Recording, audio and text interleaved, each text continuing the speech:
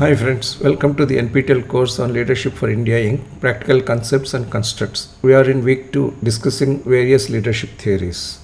In this lecture number 10, we are going to discuss leader-member exchange theory.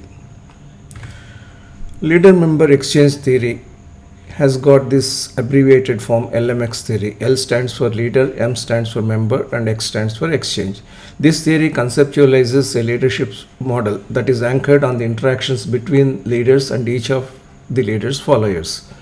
They are typically dyadic relationships. A dyadic relationship is a relationship between two members. For example, a teacher and student relationship, a father and son relationship, a mother and girl relationship, and so on.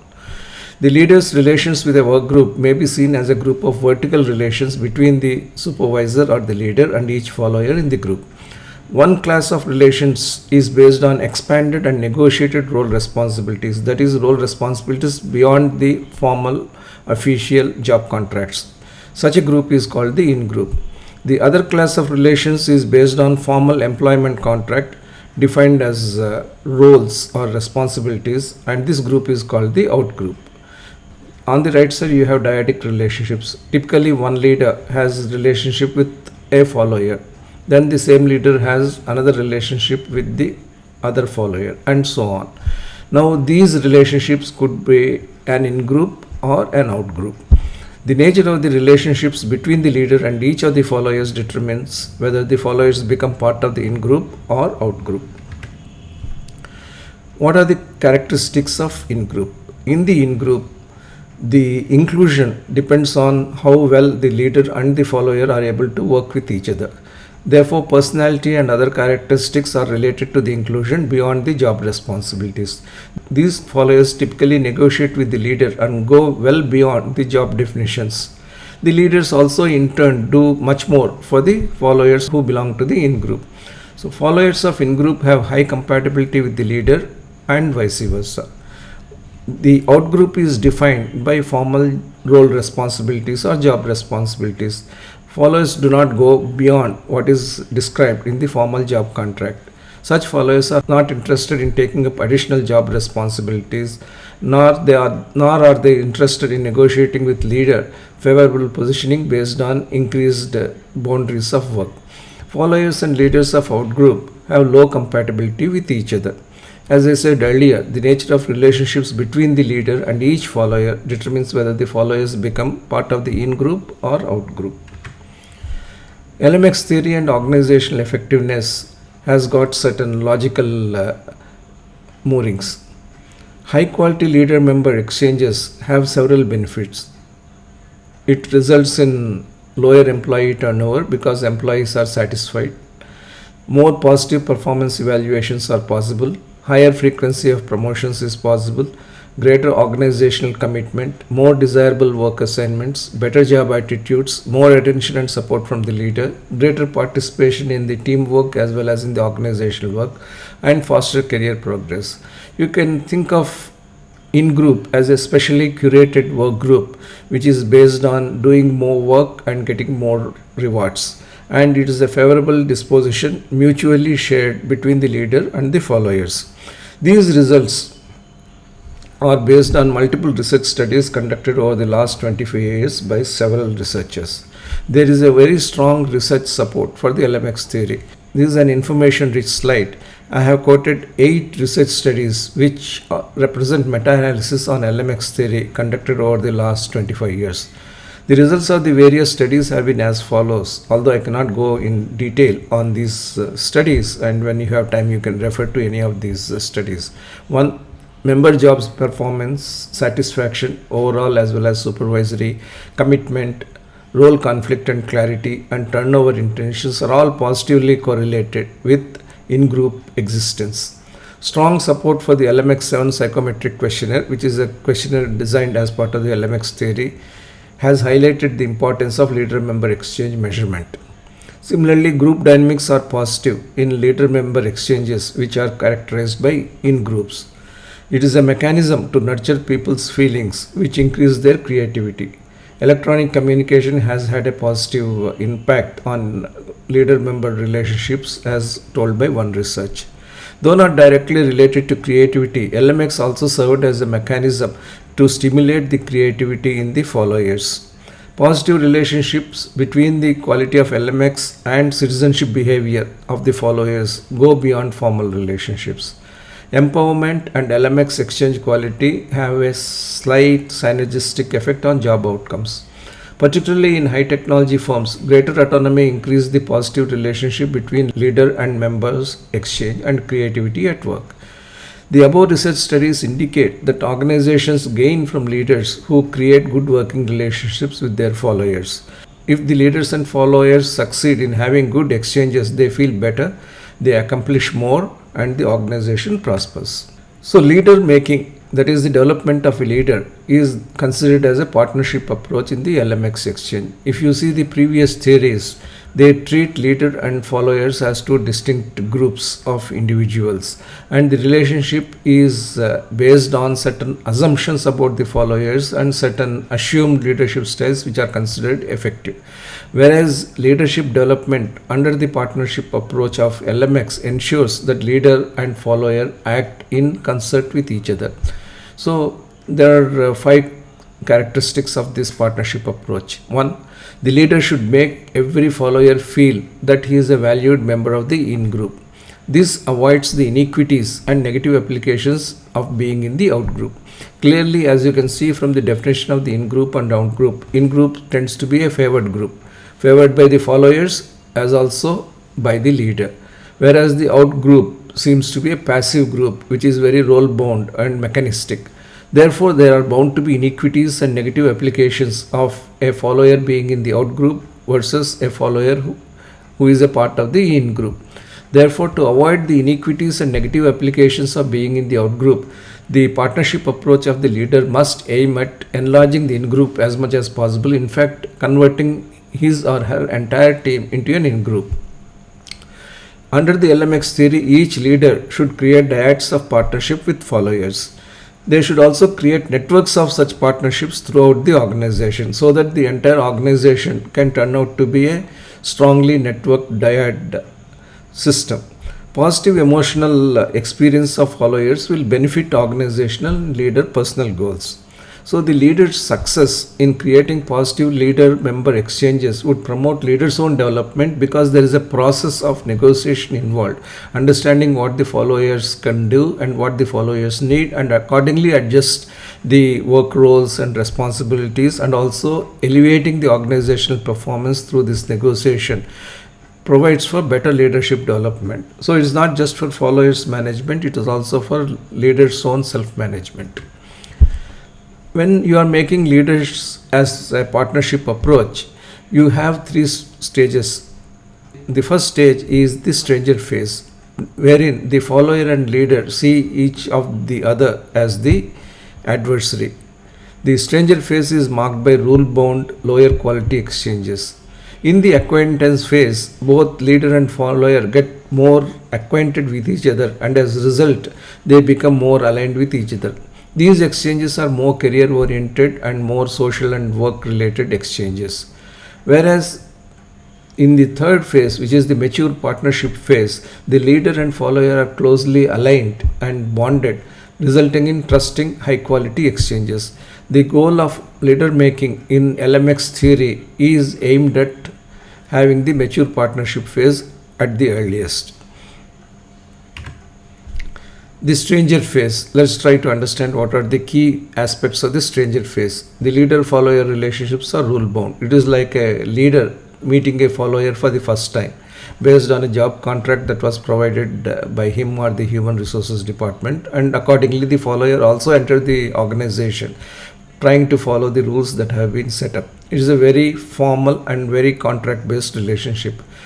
And the roles are very clearly defined. If you are a person whose job is to buy components, you try to do only buying of components. Vendor development or the larger quality management is unlikely to be your agenda because that doesn't get specified in the appointment letter.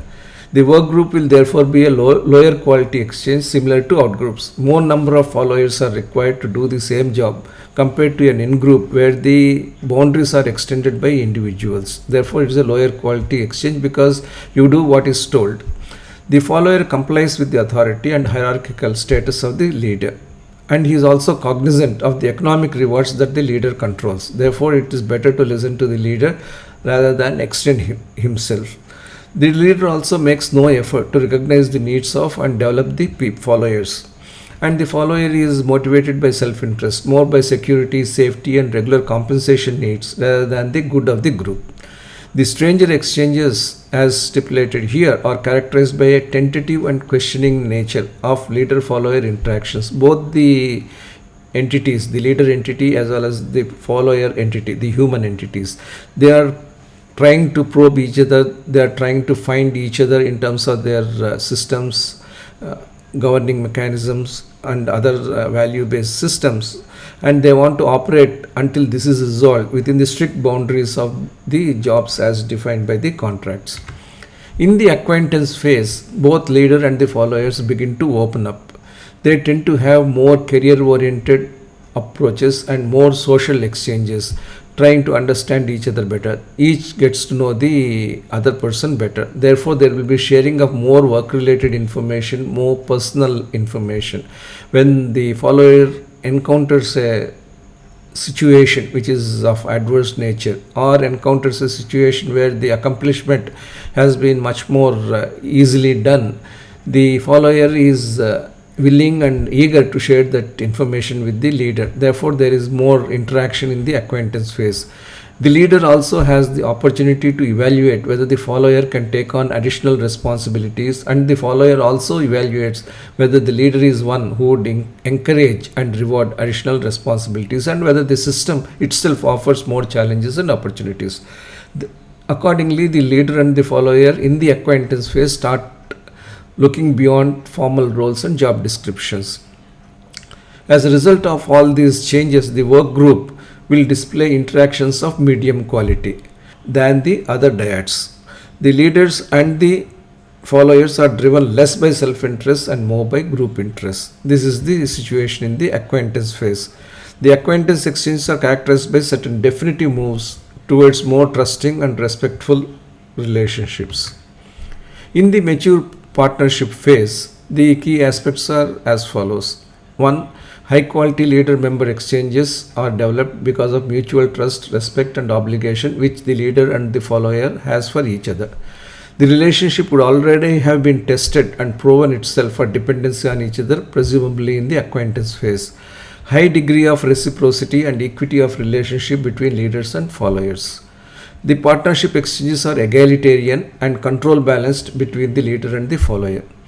The leaders rely on the followers to do extra work, and the followers rely on the leaders for extra support.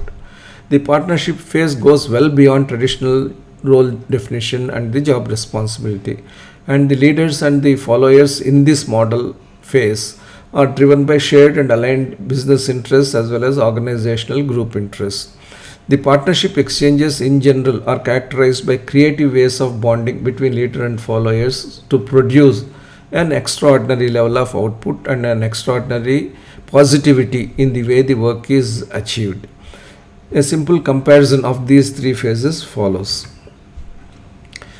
The factors are roles, execution, influences, exchanges, characterization, interest, and time. In the phase 1 stranger phase, the roles are formal and contractual, whereas in phase 2 acquaintance phase, they are formal but with flexibility, whereas in phase 3 partnership, the relationships will be evolved, negotiated, role-based relationships. That is, the role is defined in a brief manner, but once the person joins the group or seeks to be a member of the group, they would have a larger responsibility that is sketched out. In respect of execution, stranger phase involves only compliance, whereas in acquaintance phase, both parties, that is the leader and the follower, test each other and see whether it is possible to do more than what is specified in the formal contract. Whereas in the partnership phase, there is a reinforced execution wherein both parties believe that more can be accomplished through this dyadic relationship. As far as the influences are concerned, in the stranger phase it is all one way, whereas in phase 2 acquaintance phase it is a mixed thing. At times there is a two-way communication, at most times it is also a one-way communication as in the stranger phase, whereas in phase 3 clearly the entire communication is reciprocal. In the exchange quality is low in stranger phase, medium in acquaintance phase, and of high caliber and high quality in the partnership phase. As far as the overall characterization is concerned, stranger phase is based on standard operating procedures, do what is scripted. In acquaintance phase, a few things are added as add-ons. Whereas in the partnership phase, that is the phase 3, the mature partnership phase, the role actually executed goes far beyond the role that is defined in the formal contract. The interests in the stranger phase are self. In the acquaintance phase, self and leader. Whereas in the partnership phase, it is self, leader, and the organization. What happens in respect of time frame is that in the stranger phase, it is all immediate term. What happens today is the question that the leader and follower try to address through their dyadic relationship. Whereas in the acquaintance phase, it is not strictly day to day, it is of short term nature. Whereas in the phase 3 partnership, mature partnership, the relationship is of the medium term. The success of LMX exchanges depends on the manner in which the formality of the organization and role structures are developed with flexibility and adaptability to deliver positive results for themselves, the group, and the organization. At times, having prior acquaintance between the leader and the follower as new groups are constituted helps development of in-group. You can also see that when a leader is there with a particular group of people, when people with prior acquaintance with the leader come into the group, in-groups are formed as dyadic relationship between the new entrant and the leader more easily, more flexibly, whereas the others are just observers at that point of time. As I said in the beginning, such kind of relationship could lead to iniquity and dissonance. Therefore, it is the interest of the leader to bring every relationship, every dyadic relationship to a relationship that is of the status of in-group. So what are the expectations of the leader from the followers, and what are the followers' expectations from the leaders in a dyadic relationship in the LMX theory? Leader expects the followers to display enthusiasm, participation, gregariousness, that is friendliness, collaborative spirit, and extraversion, willing to speak out, willing to give feedback. Whereas the follower expects the following things from the leaders. The leader should be pleasant so that the follower could come near him and then come out with his opinions and feedback. The leader should be trusting leader. The cooperative nature of the leader should be visible and actually felt, and the leader should be agreeable. Leaders typically look for followers who extend themselves to support leaders, and similarly followers look for leaders who are willing to go that extra mile to support the followers and also reward them, not only with additional responsibilities but also with additional career growth or compensation growth based on the performance. Therefore, this positivity which is there in these expectations bind the leader and the follower in a stronger dyadic relationship in a positive, mature leader-member exchange. How do you assess the quality of the relationships? There are three types of relationships. One, trustworthy, that is absolute trust between the leader and the follower, and clearly that is the hallmark of the in-group. Then there is the indeterminate relationship, that is we can't really make out whether the leader and follower are made for each other in terms of in-group. And the third one is the untrustworthy, that is leader and follower do not trust each other. The trustworthy relationship gets into the in-group characteristics without any doubt, whereas indeterminate could be the testing phase of the stranger phase or the acquaintance phase, whereas untrustworthy is a kind of out-group mechanism wherein people would go by the letter than by the spirit. People would go by the contracts than by anything else. So the determining method for the relationship building is either by storytelling, the leader saying that this is the vision I have and please come and share in this vision getting executed. Similarly, the follower could say that I have the expected strategy which is quite different from yours, but I have certain logic for this and let's work together on this. That is the storytelling part of the determining method for the relationship. Then there could be simulation. Both the leader and the follower could get together and work out a scenario which the company would face in case they follow the new path which they are thinking about themselves. Then we have cooperative communication, where both the parties are consistently and continuously engaging with each other. Then there is a broader social interaction, that is having fun at work or meeting outside, having a relationship that extends beyond pure work relationship. That is the determining method for the relationship quality. And how do you preserve the relationship once it is developed? One, transparent communication. There should not be seen as hidden agenda on the part of the follower or the leader. There should be genuine responsiveness to the feedback. Feedback should not be taken only for feedback's sake. And the task should be shared. It is not that leader's job is to give direction and the follower's job is only to implement. The task should be shared. Planning and execution should be mutually shared. And conflict management should be fast, seamless, and equitable.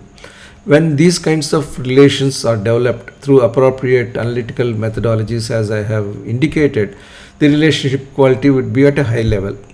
And the issues will be discussed and resolved openly, and the in-group will be stable, well-bonded, and high-performing. What is the impact on followers of high-quality leader-member exchanges?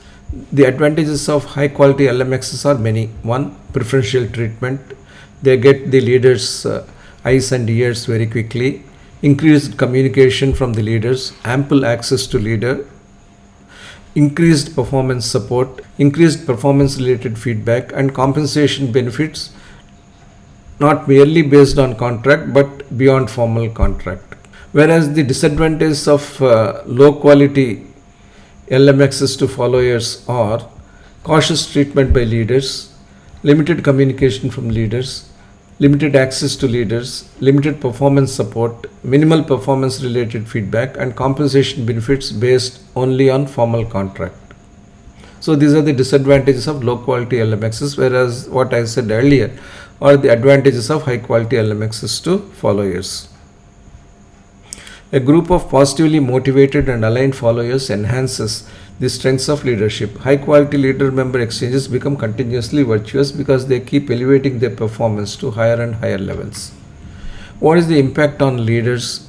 There are certain advantages of high quality LMXs to leaders. They individualize leadership style through dyadic relationships. The confidence on followers is increased. They trust their followers. Therefore, there is so much less of micromanagement in high quality LMXs. The employee engagement process is institutionalized with collaborative two-way feedback, and there is an ability to lead based on trust rather than monitoring of actual work, and ability to compensate better based on the stretch by followers. What are the disadvantages of low quality LMXs to leaders? A very formal work-based relationship, the need to micromanage because there is very limited participation by the followers in the development of plans or in the execution. There is limited communication from followers, so you should keep seeking information. Limited access to followers because they would like to be cocooned in their work atmosphere and not really interact with the leaders on a free basis. And performance of followers will be by rule book. You cannot push them or stretch them beyond a point even if the company needs such extra performance. Minimal performance related feedback is provided by the leaders.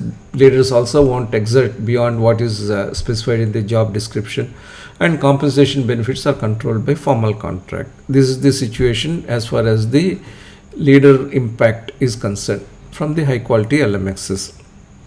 In high quality LMXs, leaders take a proactive role in engaging with followers and triggering their positivity. Whereas in low quality exchanges, everything will be capped by whatever is described in the non-negotiated job and role definitions. So what are the important organizational variables that impact the way the LMXs are developed? 1. Performance and appraisals. 2. Commitment. 3. Career progress. 4. Equity and fair play. 5. Working climate. 6. Respect. 7. Citizenship.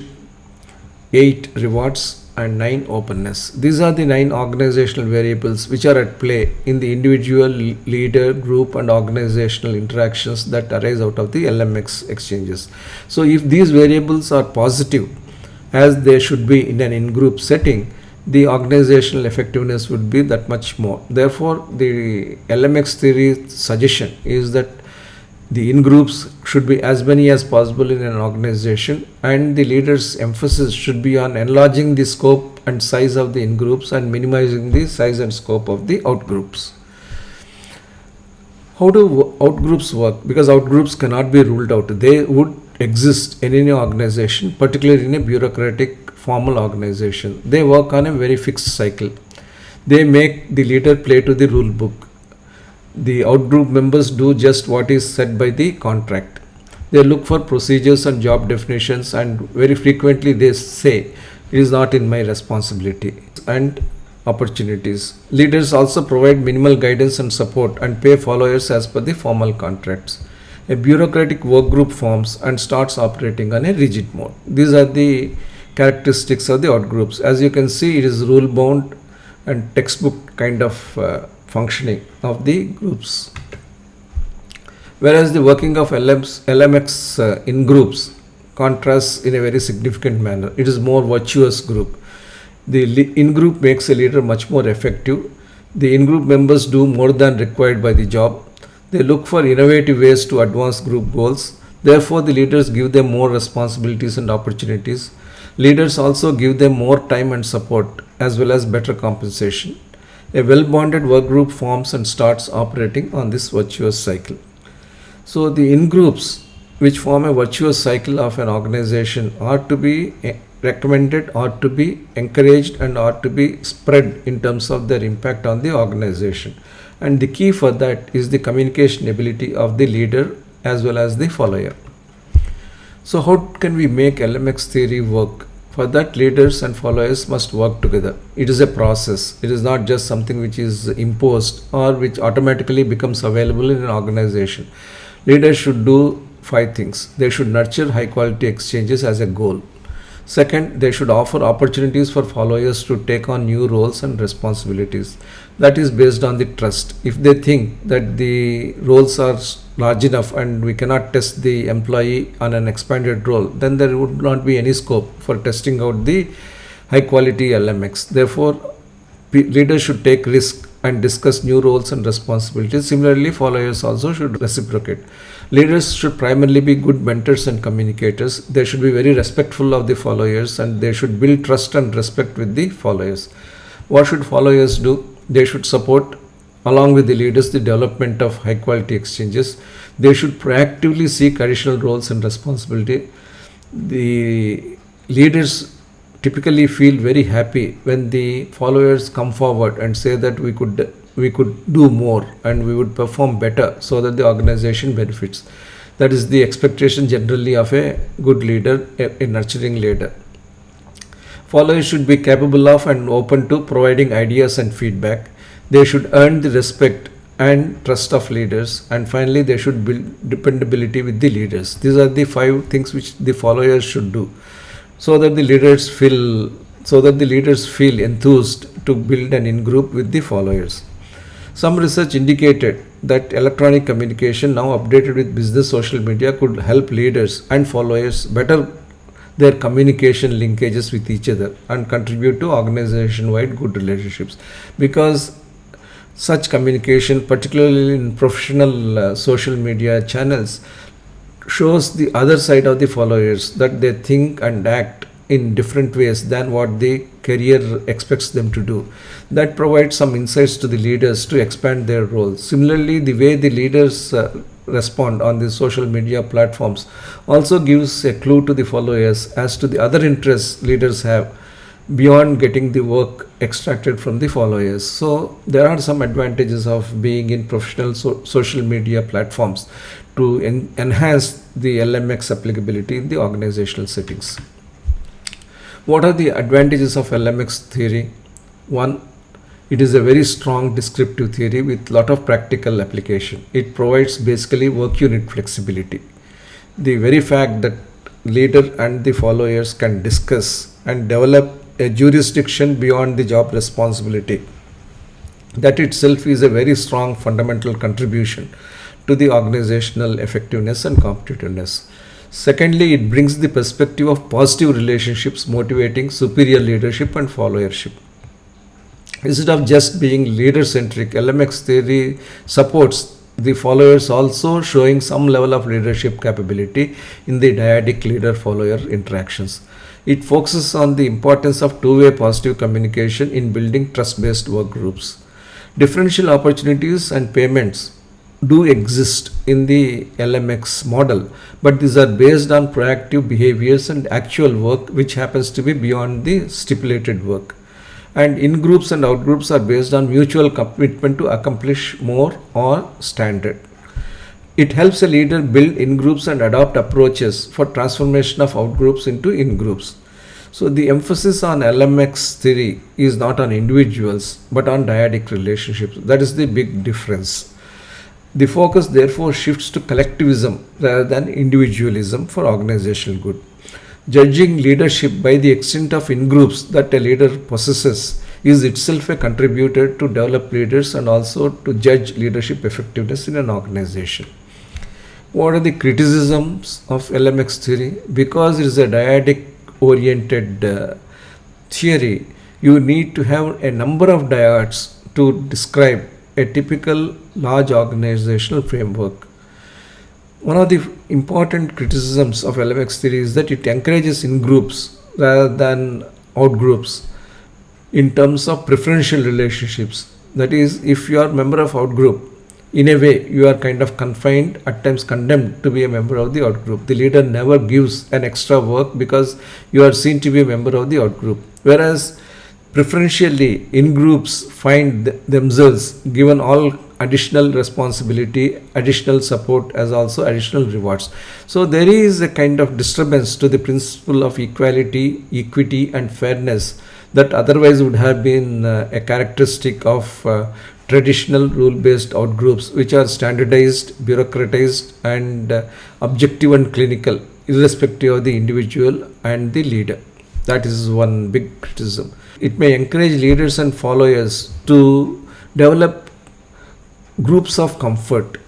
That is, the in-groups may be formed based on mutual convenience, discriminating against out-group members who exist and operate by formal contracts. The out-group members are getting penalized for accepting a formal contract and working within the confines of the formal contract. It may also encourage and leaders to bring in non-professional considerations into play under the veneer of forming in groups. I mentioned about the example of somebody known to the leader being recruited from outside the organization, and he and that new entrant form a preferred in-group dyad relationship. That could be upsetting to the entire organizations because a question of favoritism could also emerge. Simultaneous existence of outgroups and in-groups in an organization could lead to undesirable effects on the organization as a whole. The theory overall is silent on how leader-individual dyadic relationships in a group can be converted into group-level formations between the leader and multiple followers. The whole theory is based on dyadic relationship, one leader and one follower, the same leader and another follower, and so on. How this leader will be able to convert all of this into one cohesive group dyad, that is not discussed or exemplified in the LMX theory. And it also doesn't specify how members of the outgroup can move into the in-group and what are the risks of members of the in-group moving into the outgroup, the criteria, the initiative process and the likes. These are some of the important criticisms of the LMX theory. Therefore, from a focus on individuals, that is leaders or followers, which was explicit in the previous four theories we discussed, to a focus on dyadic relationships, shared goals, shared vision and shared execution between the leader and the follower is certainly an improvement. However, without conversion into equitable and universal in-group formation throughout the organization, the theory would be deficient somewhat. The fairness issues of LMX theory must be addressed if LMX theory has to be adopted on a large scale in organizations, because equity is impacted. The first fairness issue is the distributive justice, the fairness of pay increases and promotions, and the fairness of linkages between opportunities performed and compensation. If the in-group members alone keep getting all opportunities and therefore get all pay increases and promotions and also leadership support and leadership communication, then the distributive justice is impacted. Company as a whole earns certain set of revenues and profits, but if everything or a preponderant share of that goes only to the in-group on the basis that they are working beyond the job contracts, then the other out-groups are improperly impacted. Then the procedural justice, that is the second lacuna. The fairness of decision making resources, the fairness of linkages between opportunities, performance, and resources. The processes are somewhat distorted to favor the in group. Whether the formation of in groups distorts the processes or the processes are a priori distorted so that the in groups can be formed, that could be debated, but the end result is that the procedures work in favor of in group rather than in favor of the out group. Although the whole idea of having an organization structure and having standard operating procedures, having clear role responsibilities to avoid unfair process. So in groups disrupt the existing organizational structure, fairness, procedural equity, and bring in some kind of arbitrariness. Then you also have interactional justice. That is also a question. How fair we are in communicating all the issues with the in-group organization rather than with the out-group organization, just because the in-group organization is much more communicative and much more comfortable in reaching up to the leader, or the leader is comfortable in reaching up to the individuals. So the fairness of dyadic relationships, which are multiple in the overall organizational communication, create a lot of noise in the overall organization system. So what is the interactional justice within the large organization? How is it impacted? So if an organization has multiple leaders and each leader has multiple dyadic followers, the dyadic relationships could be seen to be promoting inequity and lot of noise in the organizational management. What are the contextual factors impacting LMX exchanges? Leader member exchanges are studied in isolation primarily. There is no consideration of the potential impact of other variables on LMX dyads. There are many such variables that could impact the effectiveness of LMX dyads. It is not simply because somebody wants to do more or somebody wants to communicate more. There are other norms which will affect. One, workplace norms. There are usually organization-wide requirements that cannot be contravened by individual groups. There is some kind of standardization across the organization, and they cannot be floated in creating very favorable in-groups in leader-member exchanges. Second, impact of top leaders. Leaders also are followers to higher level leaders or even to apex leaders. Therefore, all leaders cannot have absolute freedom in structuring their LMX exchanges or in promoting the in-groups. Thirdly, organizational cultural variables exist. Values like integrity, ethics, customer centricity, compliance, and many others have a lot of impact on organizational behavior. So these three considerations of an organization, which is workplace norms, impact of top leaders, and organizational cultural variables, have got a lot of impact on how LMX exchanges are developed. Not understanding the impact of these contextual variables could leave a major gap in understanding the evolution of leader-member exchanges. So how do we contextually apply LMX exchanges? There are several insights, as you have seen from the discussion so far, in applying the LMX exchanges to organizational situation. There is a how-to-do guide that I have developed, but not necessarily this is a comprehensive guide. These are just some insights. One, we have to focus the leader's attention on the relationship perspective. That is the primary first step. The theory should be used to conceptually understand the in-group and out-group drivers, and the in-group and out-group drivers could vary depending upon the department and also depending on the context the firm is facing. It helps leaders visualize, along with the followers, perspectives beyond formal job descriptions. In some of the examples I have stated earlier, like an automobile company trying to electrify its product range, it is extremely important there are more in-groups who go beyond the formal job descriptions and try to see how new vehicular configurations can be developed. So such firm contexts help development of LMX exchanges, and such LMX exchanges help the firm transform itself. So the theory should be used by leaders to visualize, along with the followers, perspectives that could help the organization achieve better success based on boundaries beyond the formal job descriptions. Leaders at all levels should use LMX theory to build dyadic relationships as per the hierarchy, building paired relationships vertically top down. It can also be used to help leaders of different groups and subject matter experts of diverse specializations to build cross-functional dyadic relationships.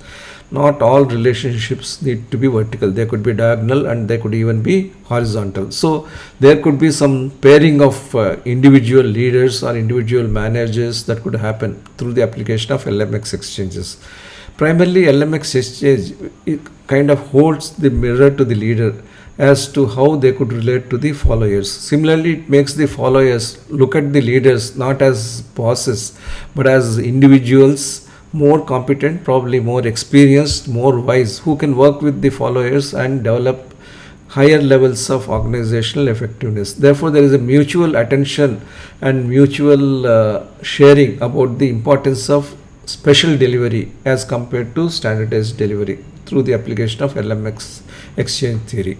Leader member exchanges in startups are particularly interesting because startups provide an ideal platform for leader member exchanges. The startups are compact and they are passionate companies and they have flat hierarchy. Typically, you have this setup: founder, a few co-founders. Founder has dyadic relationship with the co-founders. Each co-founder will have dyadic relationship with his or her employees because each co-founder looks at a cluster of activities. So the characteristics of a startup LMX would be the following: passionate and enthusiastic, very communicative, trusting and trustworthy, respectful of each other, working beyond job descriptions, innovative and creative, shared value creating goals.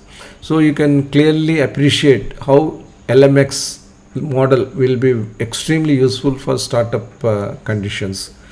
So the compactness and the passionate behavior of startup firms offers an ideal setting for formation of goal-driven, boundary-pushing, performance-oriented LMX situations and dyadic relationships in their firms. Similarly, established companies which want to inject entrepreneurial thinking in their organizations, or established companies which are incubating newer ideas, would do well to have LMX approach adopted in their organizational units. In senior leadership teams, in-groups would be an excellent way of promoting camaraderie, bonding, and moving beyond the boundaries. Typically, a CEO has chief technical officer, chief operating officer, chief financial officer, and so on. There are many CXOs who report to the CEO. Together, they could form one in-group of dyadic relationships. The characteristics of such a SLT LMX in-group would be: they would be seasoned and functionally competent because each CXO is the best in the industry or best in the firm with reference to the function or the business he or she heads. Each CXO could be communicative and collaborative, and as a total dyadic relationship network, communication and collaboration is the essence of SLT functioning. They are goal directed and results driven. They have shared values of the corporation.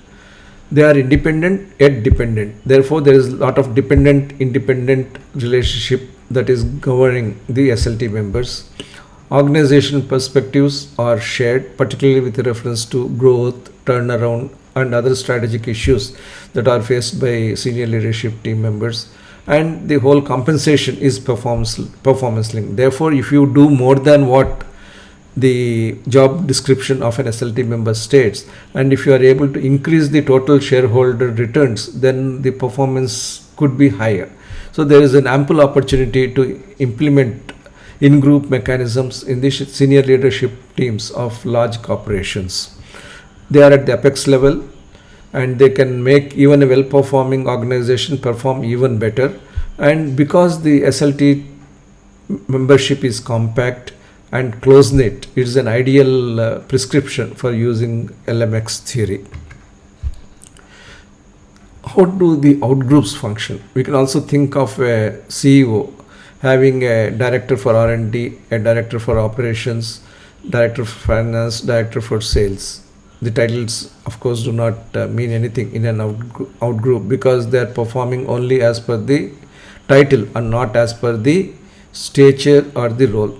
Suppose a SLT of an organization has got this kind of organization structure, which is somewhat similar to the organization structure of the SLT in a high performing organization. But the big difference in if this SLT is an outgroup is that there would be ossified rigid organization structure. It will be a prototype and outgroup. So the characteristics would be like this. There would be entrenched long timers in the outgroup, that is the SLT. Each member would be reticent and withdrawn. Roles will be performed as per job definitions, although they reflect the highest level of responsibility, authority and accountability in the organization. They would perform their roles as per their strict SLT job definitions. They wax in the legacy of the past. They tend to be highly independent. This is my silo, this is my function, this is my business. And they would not be accountable for the overall corporate delivery. They would be accountable for their own delivery, but they would not be accountable even if their delivery is impacted because they have not collaborated well with the other function. So they are independent and non-accountable by and large. They are driven by self-interest of preserving the SLT positions, and their compensation would be as per contract and seniority. In bureaucratic organizations, LMXs would be role-bound, serving more like outgroups. Such organizations will obviously be uncompetitive, and some of them could even face decline and turnaround situations. You could find leader-member exchanges in administrative organizations as well.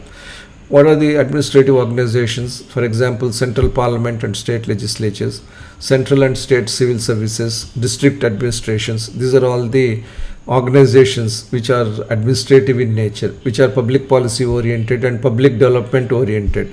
The characteristics of such national governance LMXs are: they are subject to administrative structures and policies. It is very clearly specified what a district collector should do and what the district collector should not do. Similarly, what a joint secretary should do or what a senior secretary should do. Everything is specified. Therefore, their performance is more like an outgroup based performance. There are very strict departmental processes which are established. The hierarchy of signatures has to be maintained. The hierarchy of consensus making has to be maintained, and there should be vertical flow of directions and feedback. There would be formal and informal political pressures. Accountability is to people welfare definitely, but that has to be achieved through the standard operating procedures rather than by creating new envelopes of behavior based on the situation on ground. There are civil service rules, and security with also comes with the civil service rules. Low pay but high power. Administrative teams are an integral part and bulwark of all national and social governance. They are rule bound, serving more like outgroups, but they are also service oriented, serving like in groups. The administrative organizations have the structure and characteristic of outgroups, but internally, well performing outgroups have the spirit of well knit in groups trying to deliver public welfare. That's the unique characteristic of administrative organizations. What about social enterprises? What kind of leader member exchanges we would have in social enterprises? What are the types of chief social officer responsibilities? Donations, education, healthcare, water, rehabilitation, advocacy. There could be a chief social officer responsible for all of these things, or an NGO could be undertaking all of these things. The characteristics of social enterprise LMX would be: 1. Followers with social responsibility and social leadership. People who are very communicative and engaging, extroverted, wanting to go into the society and engage with people. Non-profit seeking, not always looking at salaries and benefits.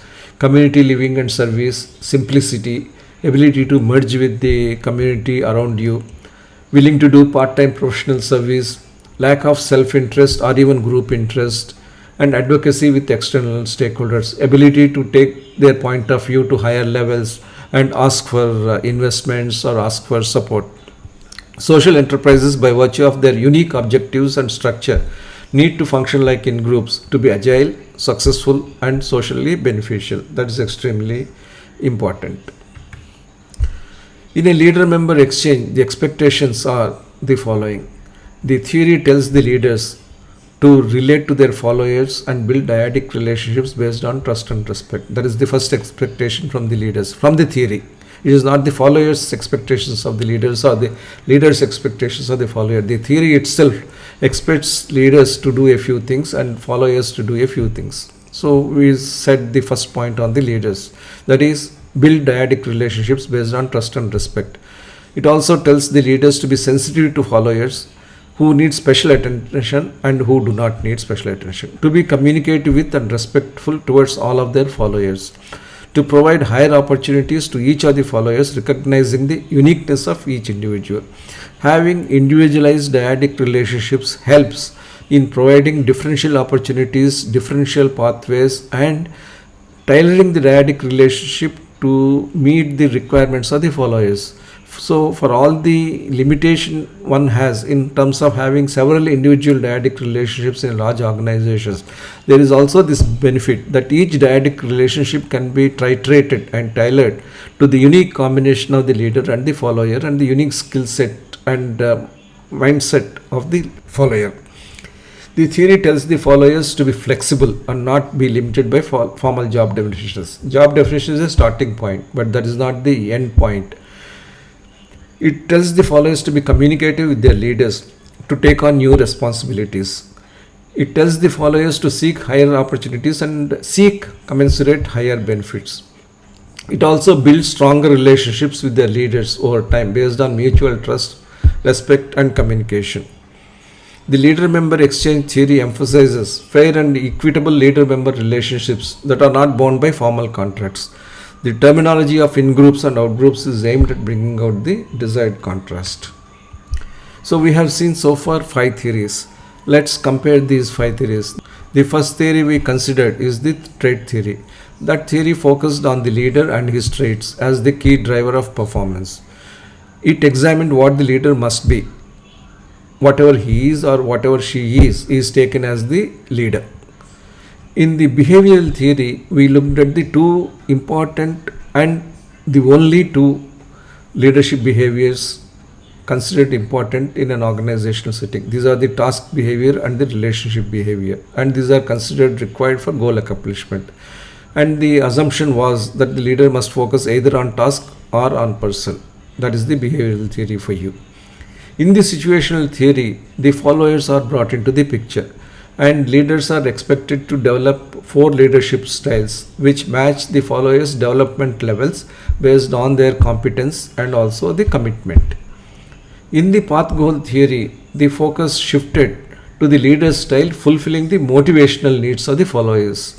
So it is not enough to bring the followers into the leadership system, but we should understand the motivational needs, what they need, what makes them tick in terms of motivational fulfillment, and also in terms of accomplishing their jobs to fulfill their motivational needs. That is the expectation from the leader. In the leader-member exchange theory, which we just considered, the focus is on leaders developing in groups of dyadic relationships with followers based on mutual trust, shared responsibility, mutual respect, as opposed to out groups that are procedurally bound.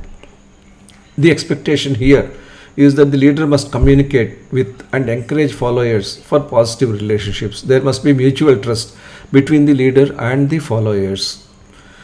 Each theory focuses on the leader to develop the leadership but ignores the need for the leader to develop himself or herself first to meet the onerous responsibilities. In the trait theory, the responsibility for the leader is to understand which traits are well suited. In the behavioral theory, the ability to apply the task and relationship behaviors. In the situational theory, adapting the style to the followers' developmental needs after understanding the developmental levels of the followers. In the path goal theory, the expectation is on the leader fulfilling the motivational needs by studying the needs and requirements of the followers. In the leader-member exchange theory, again the leader has to develop in groups of dyadic relationship with followers based on mutual trust and respect. While there is an increasing addition of follower responsibilities, still a preponderance of responsibility is on the leader. It is expected that leaders would be past masters in undertaking their responsibility of analyzing the followers or analyzing the context, understanding the situational requirements, identifying the motivational needs or fulfilling them, and so on. Therefore, These theories, which assume certain leadership capability, are deficient to that extent. And beyond all of these human relations and organization development based theories, there is so much that is happening in the environment. There is so much of technology, science, environmental discontinuity that is happening in the industrial situation, that leadership theories need to be accounting these kinds of newer age developments, newer age pressures, newer age opportunities and challenges. We will have ample opportunity in our subsequent lectures to focus on these kinds of requirements, that is how leaders can analyze and develop themselves, what are the higher responsibilities of leaders, and also what are the multifarious factors that are impacting the leader behavior and leader effectiveness, and what are the key competencies which the leader must possess to be able to handle beyond all these theories which are there in the annals of management history, but need to be contemporaneously applied so that the future of organizations is secure and sustainable. That is our goal as we go through this course further. Thank you. We will meet in the next lecture.